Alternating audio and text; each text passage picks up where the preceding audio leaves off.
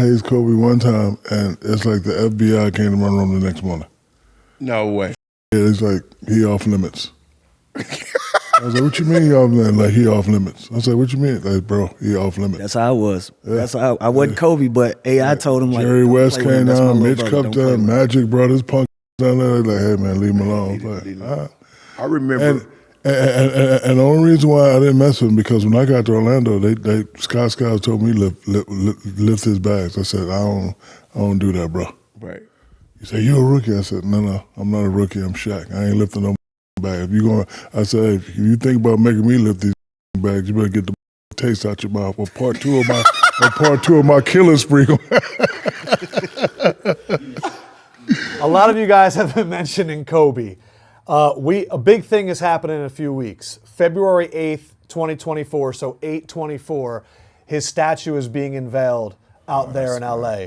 And I'm curious, Shaq, your feeling about that, and then Lou and Bill, any moments that you had with Kobe you want to share, but Shaq, you first. It's definitely deserved. I always talk about my 4. Don't get 3 without him, right? Absolutely. Don't get 3 without Big Shot Bob. And, you know, we went through a lot of trials and tribulations that built us into the powerhouse that we became.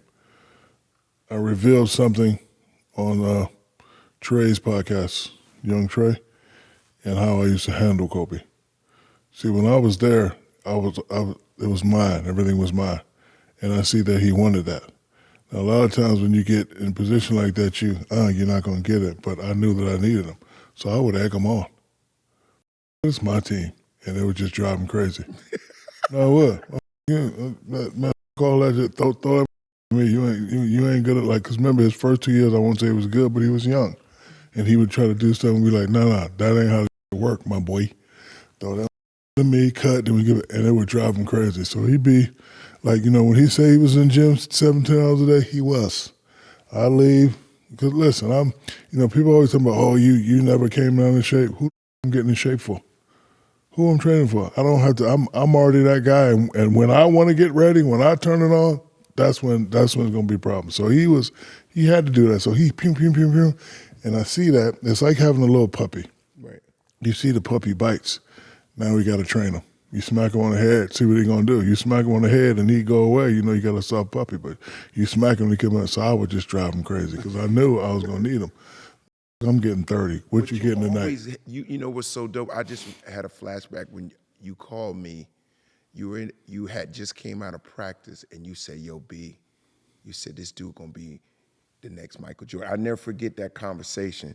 You said he young, but I could see he gonna be the next Michael Jordan. I remember I said, because I called all the Jersey cats after that. I was like, yo, man, Shaq said this dude is gonna be the next Kobe. Nobody believed it, but eventually Kobe's gonna be the next Michael Jordan. After that, he just started gradually getting better, gradually to becoming who he.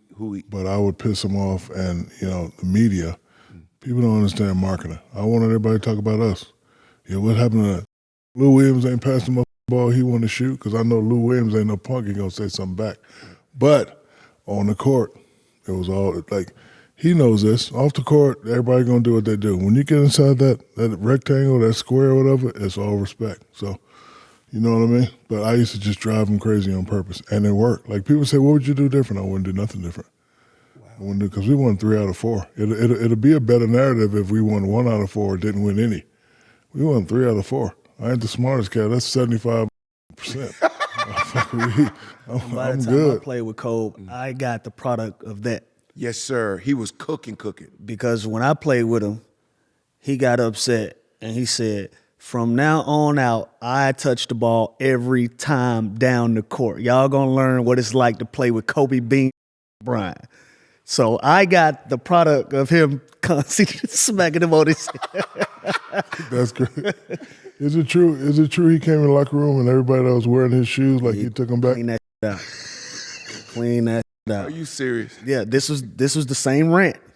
This was the same rant. We got Blue out in Portland, and he went down the line one at a time and told everybody what was wrong with him. You know who he got that from, right? Exactly. He went down the line. He skipped me, Meta World Peace and Brandon Bass. Everybody else got it. Everybody else, The smoke. everybody else got it. And we came in the next day for practice. And I don't know if Carlos was the equipment manager for y'all. I don't know how long he was there. Carlos come in, cool as ever, and he just started racking Kobe's out of my locker. So me and Nick Young sitting there like, "What you doing?" Kobe said he don't want y'all wearing his shoes. Y'all soft. Oh, no. But I'm signed to Peak Chinese company. Nick signed to Adidas. So we in there crying, laughing because we ain't got Kobe. So anyway. we like, look at y'all. We in there crying and laughing. But we was a product of Big Brother, making sure, because by the time I was with him, he was the boss. You know what I'm saying? When he walked in the room, everything changed. You know, even when he was at the end of his career, he wouldn't come to practice sometimes, and we started doing the farewell. Didn't have to tour. practice? Not because he was so banged up at that time. He was banged up, so he wasn't really practicing. But he would come into the meetings and just change everything. We might be working on a scheme for 3-4 days, and Cole walk in and say, "No, we ain't doing that." Because that's how I was. And that was the law. We wasn't doing it.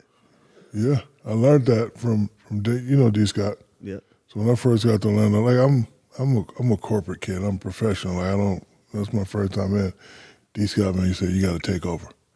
You can't come here and be silent like this ain't gonna work. You got to take over. So I go to L.A. And again, I don't pay attention to players. So it's like, hey, we allow you to do movies. You got to work out. So I'm shooting blue chips. From 12 to 3, I'm working out. So I see this skinny kid, and this diming me up every time. I'm thinking he an actor. Like, yo, man, what's your name? He's like, hey, man, I'm Penny Hardaway. I'm like, you play? He's like, yeah, I put my name in the draft. You did? So I get on the phone.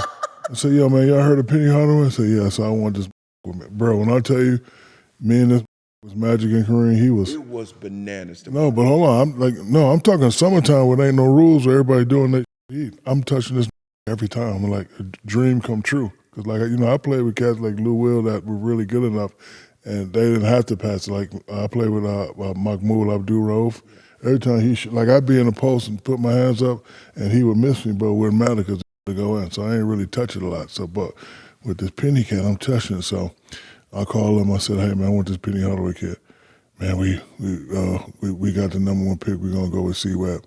So now I'm thinking about what D-Wade said. I said, I tell you what, if you don't get this Penny Hardaway kid up, my deal is up in 2 years. I'm going to be looking to do other. So now me and my cousin Kenny, we at the house. We watching the draft. So I'm saying to myself, now I'm going to see if this is going to work. So they draft C-Web. I got ornaments in my house. I break everything in my house. Shit, disrespect me. They think I'm playing good. Because now these guys tell me you got to be the man. I'm starting to feel myself now.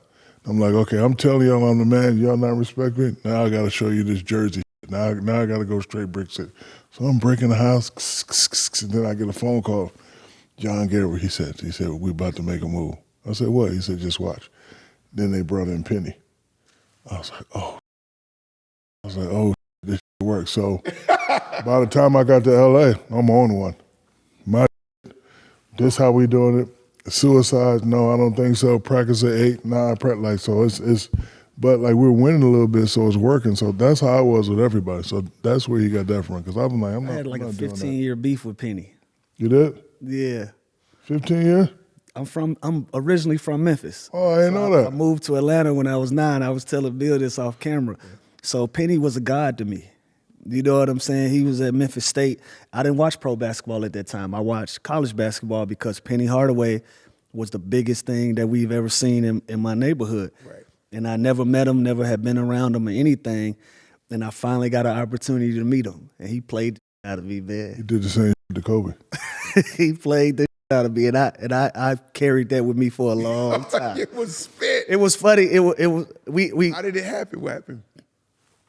My senior year in high school, he's at the end of his career. He's with the Knicks now. So now at this time, agents are starting to come in, different shoe reps or whatever. So my Nike rep at the time, he had Penny too. So he know how I felt about Penny. So he like, yo, Knicks about to play the Hawks. I'll bring you to the game, introduce you to Penny. I'm like a kid in a candy store. Like I never met him. So game played after the game. Walk over to him. He come out of the back. And now that I'm 17 years pro, I understand now. Because after them games, you really just want to see your family and get up out of there. You know what I'm saying? And so I understood what he was going through, but at that moment I didn't appreciate it. So they walked me over to him, and my man say, yo, this is Lou Williams' kid thinking about going to the league out of high school. And he give Penny my whole rundown.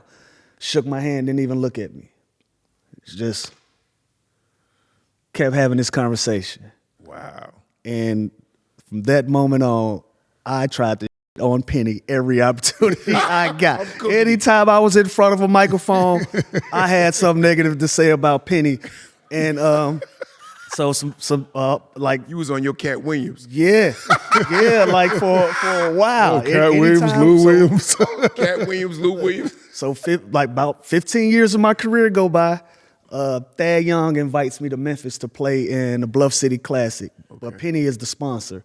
So now by this time, everybody know is Penny. You know what I'm saying? So they like, yo, because they got the 1C on the jerseys and everything. So they like, man, we can put a patch over the 1C. They trying to accommodate. I said, no, it ain't that deep. Like, I'm a grown man now. I don't rock with them, but we ain't gotta go through all of that. And so I get there, I walk in the locker room, and about 5-10 minutes go by. Penny walks in, and he like, you could tell he's scanning the room looking for me. So he walk in, let me holler at you for a second. He cleared the locker room, and he said, man, I just want to apologize to you. He was like, I ain't mean no harm by that. And he apologized. We shook hands, and I buried it up, and I let it go. But that scarred me for a long time. You was because he was a god to me, bro. He was a god to me. So for that to be my first interaction with him, that burned me. Yeah.